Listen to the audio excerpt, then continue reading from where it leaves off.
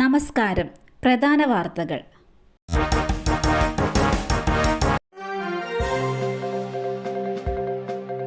അനധികൃതമായി പടക്കം സൂക്ഷിച്ച വീടിന് തീപിടിച്ചു. പാലക്കാട് കാവശ്ശേരി തെന്നിലാപുരം കിഴക്കേത്തറയിൽ അനധികൃതമായി പടക്കം സൂക്ഷിച്ച വീടിന് തീപിടിച്ചു. പടക്ക നിർമ്മാണം നടത്തിയിരുന്ന തമിഴ്നാട് സ്വദേശി കാളുമുത്തുവിന് ദേഹമാസകലം ഗുരുതരമായി പൊള്ളലേറ്റു. ഇയാളെ തൃശൂർ മെഡിക്കൽ കോളേജ് ആശുപത്രിയിൽ പ്രവേശിപ്പിച്ചു.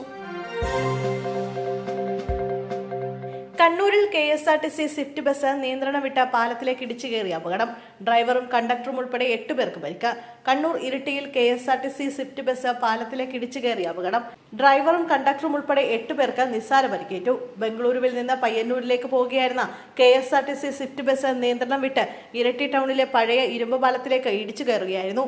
ഇരിട്ടി ടൗണിൽ ആളെ ഇറക്കി പയ്യന്നൂരിലേക്ക് പോകവെയാണ് വണ്ടി നിയന്ത്രണം വിട്ടത്. ഇന്ന് പുലർച്ചെ 4 മണിയോടെയായിരുന്നു അപകടം. പരിക്കേറ്റവരെ ഇരിട്ടിയിലെയും കണ്ണൂരിലെയും സ്വകാര്യ ആശുപത്രികളിലേക്ക് മാറ്റി. സഹോദരിയെ സ്കൂൾ വാനിൽ നിന്ന് ഇറക്കാൻ പോയ 3 വയസ്സുകാരന് ദാരുണാന്ത്യം. അമ്മയുടെ കൺമുന്നിൽ 3 വയസ്സുകാരന് ദാരുണാന്ത്യം. സ്കൂൾ വാൻ ഇടിച്ചാണ് 3 വയസ്സുകാരൻ മരിച്ചത്. മാനിപുരം സ്വദേശി മുനീറിന്റെ മകൻ ഉവൈസിനാണ് ജീവൻ നഷ്ടപ്പെട്ടത്. വീടിന്റെ മുന്നിൽ വെച്ചാണ് അപകടം നടന്നത്. സഹോദരിയെ വാനിൽ നിന്നിറക്കി ഡോർ അടയ്ക്കുന്ന സമയത്ത് അമ്മയുടെ കൈവിട്ടുപോയ കുട്ടി വാനിന് മുന്നിൽ പെടുകയായിരുന്നു.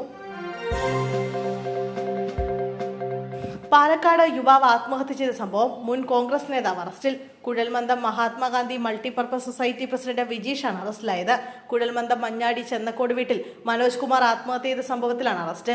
ജൂലൈ 8-നാണ് മനോജ് കുമാർ ആത്മഹത്യ ചെയ്തത്. ആത്മഹത്യക്കുറിപ്പിൽ വിജീഷിനെതിരെ ആരോപണമുണ്ടായിരുന്നു. അന്ന് തന്നെ വിജീഷിനെതിരെ കുഴൽമന്ദം പോലീസ് കേസെടുത്തിരുന്നു. വിജീഷ് ഹൈക്കോടതിയിൽ നൽകിയ മുൻകൂർ ജാമ്യാപേക്ഷ തള്ളിയതോടെയാണ് അറസ്റ്റ്. പാലക്കാട് 1-ാം ക്ലാസ് ജുഡീഷ്യൽ മജിസ്ട്രേറ്റ് കോടതി ഇയാളെ റിമാൻഡ് ചെയ്തു.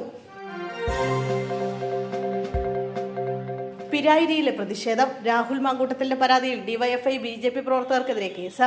പിരാരിയിൽ പൊതുപരിപാടിയിൽ പങ്കെടുക്കാനെത്തിയ രാഹുൽ മാങ്കൂട്ടത്തിൽ MLA വഴിതടഞ്ഞ സംഭവത്തിൽ കേസെടുത്ത പോലീസ്. രാഹുൽ മാങ്കൂട്ടത്തിന്റെ പരാതിയിൽ ഡിവൈഎഫ്ഐ BJP പ്രവർത്തകർക്കെതിരെയാണ് കേസെടുത്തത്. അന്യായമായി സംഘം ചേർന്ന വഴിതടഞ്ഞ വാഹനത്തിന് കേടുപാട് വരുത്താൻ ശ്രമിച്ചതാണ് കേസ്. സംഭവത്തിന്റെ വീഡിയോ ദൃശ്യങ്ങൾ പരിശോധിക്കുമെന്ന് നോർത്ത് പോലീസ് അറിയിച്ചു.